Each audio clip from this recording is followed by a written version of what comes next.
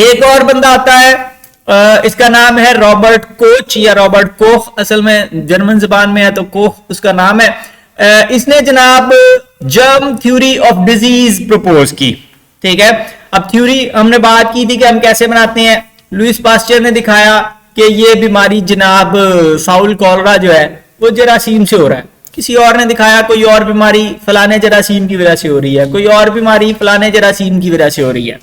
तो ऑब्जर्वेशंस को जमा करके फिर आप एक जनरल स्टेटमेंट बनाते हैं कि भाई बीमारी, किसी ने कहा कि फलानी बीमारी वो एंथ्रेक्स जो है वो चुड़ैलों की वजह से हुई है।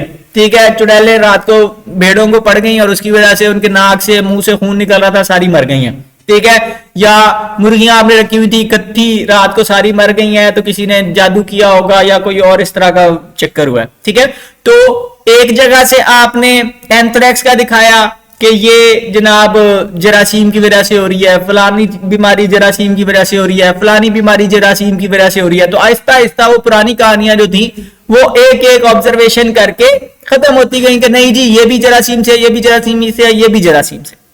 फिर उन सारी ऑब्जर्वेशंस को मिलाकर एक जनरल स्टेटमेंट बना ली कि कैसे पता लगेगा कि कोई बीमारी जरासीम की वजह से हो रही है या किसी और वजह से हो रही है। तो ये स्टेप्स अगर आप फॉलो करेंगे, मखसूस स्टेप्स हैं, इन स्टेप्स को अगर आप फॉलो करेंगे तो इसका मतलब, और उससे फिर बीमारी आपको पता लग जाएगा कि वो जरासीम से हो रही है या नहीं हो रही है। तो इसको हम जर्म थ्योरी ऑफ डिजीज कहते हैं। इसने एक्चुअली क्या किया, ये रिसर्च करा था एंथ्रेक्स के ऊपर ही, और एंथ्रेक्स पे जनाब उसमें क्या होता है कि मतलब शीप कोई मर गई एक, मतलब कि एंथ्रेक्स से। ठीक है, तो उसने वहां से शीप के ब्लड में से मटेरियल लिया थोड़ा सा और उसको अपनी लेबोरेटरी में ग्रो करवाया।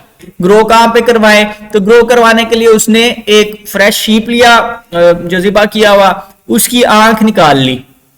आंख के अंदर एक लिक्विड होता है, आपको पता है, वो लिक्विड की बॉल सी जेली सी भरी हुई होती है अंदर। तो उसने वो बैक्टीरिया लिए और आंख के अंदर भर दिए और उसको संभाल के रख लिया रूम टेम्परेचर के ऊपर। तो अब वो आंख के अंदर बैक्टीरिया मल्टीप्लाई करना शुरू कर दिया। उन्होंने खाने पीने का सामान तो वहां पे मौजूद था, तो बैक्टीरिया वहां पे ग्रो करना शुरू हो गए। अच्छा, अब वहां से उसने बैक्टीरिया निकाले और वो एक हेल्दी शीप के अंदर इंजेक्ट कर दिए। अब वो हेल्दी शीप भी बीमार हो गया और उसकी भी डेथ हो गई एंथ्रेक्स से। ठीक है, अब उस हेल्दी शीप के का जब ब्लड लिया और एक और बकरे की आंख के अंदर इंजेक्ट करके रखा, तो वहां पर भी बिल्कुल वैसे बैक्टीरिया ग्रो करना शुरू हो गए जैसे सबसे पहले वाले जो शीप था जो खुद से मरा था उसमें मौजूद थे। ठीक है, तो एक बकरे से, बीमार बकरे में से, मरे हुए बकरे में से बैक्टीरिया निकाले, आंख में ग्रो करवाया, उन बैक्टीरिया को हेल्दी शीप के अंदर इंजेक्ट किया, हेल्दी शीप भी बीमार हो गया, उसके बॉडी में से बिल्कुल ऐसे बैक्टीरिया मिले जैसे सबसे पहले वाले बकरे में जरासीम मौजूद थे।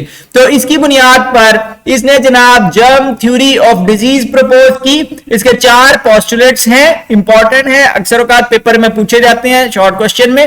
तो अब उसने कहा कि मखसूस बीमारी के अंदर हमेशा एक मखसूस ऑर्गेनिज्म एसोसिएटेड होता है। ठीक है, यानी कि हर बीमारी किसी एक ऑर्गेनिज्म की वजह से होगी और आप उस ऑर्गेनिज्म को आइसोलेट कर सकते हैं, अलग कर सकते हैं और लेबोरेटरी के अंदर ग्रो करवा सकते हैं। फिर उस लेबोरेटरी में ग्रो करवाए हुए ऑर्गेनिज्म को जब आप किसी एक्सपेरिमेंटल एनिमल के अंदर इंजेक्ट करेंगे तो वो भी बीमार हो जाएगा। फिर उस एक्सपेरिमेंटली बीमार किए हुए ऑर्गेनिज्म में से आप वैसे ही बैक्टीरिया आइसोलेट कर सकते हैं जैसे आपने पहली दफा आइसोलेट किए थे। लुइस पास्चर ने एक बीमारी का दिखाया, किसी और ने दूसरी बीमारी का दिखाया, किसी और ने तीसरी बीमारी का दिखाया। हमने कहा था कि मुख्तलिफ एक्सपेरिमेंट्स की ऑब्जर्वेशंस को मिलाकर फिर एक जनरल स्टेटमेंट बनाई जाती है जिसको थ्योरी कहते हैं। ठीक है, तो वो थ्योरी बहुत सारे तजुर्बों की बुनियाद पर होती है, हजारों तजुर्बों की बुनियाद पर होती है। तो यहां पर हमने जर्म थ्योरी ऑफ डिजीज के अल्टीमेटली साबित हो गया है अब बार बार देखने की वजह से कि बीमारियां जरासीम की वजह से होती हैं। तो इसने दूसरी बीमारियों को भी, मिसाल के तौर पे ट्यूबरक्लोसिस, टीबी के जरासीम अलहदा किए, कॉलरा, हैजे के जरासीम अलहदा किए, और फिर उसने लेबोरेटरी के अंदर उन जरासीम को स्टडी करने के लिए मुख्तलिफ टेक्निक्स के, मिसाल के तौर पे आपने वो जरासीम अगर इंजेक्ट करते हैं किसी ऑर्गेनिज्म के अंदर तो कैसे करने हैं, उस ऑर्गेनिज्म की बॉडी से जरासीम निकालने हैं, आइसोलेट करने हैं, अलहदा करने हैं, तो वो कैसे करेंगे, फिर किस चीज के ऊपर उनको ग्रो करवाएंगे, मीडियम क्या होगा जिसमें वो ग्रो करेंगे, फिर प्योर कैसे होंगे, क्योंकि अमूमन जब आप इर्द गिर्द से मटेरियल इकट्ठा करते हैं तो उसमें बहुत सारे मुख्तलिफ तरह के जरासीम हो सकते हैं, तो उसमें से एक ऑर्गेनिज्म को कैसे अलहदा करना है, माइक्रोस्कोप के नीचे उनको कैसे स्टडी करना है, तो बहुत सारी मुख्तलिफ कामों में उसने भी टेक्निक्स डेवलप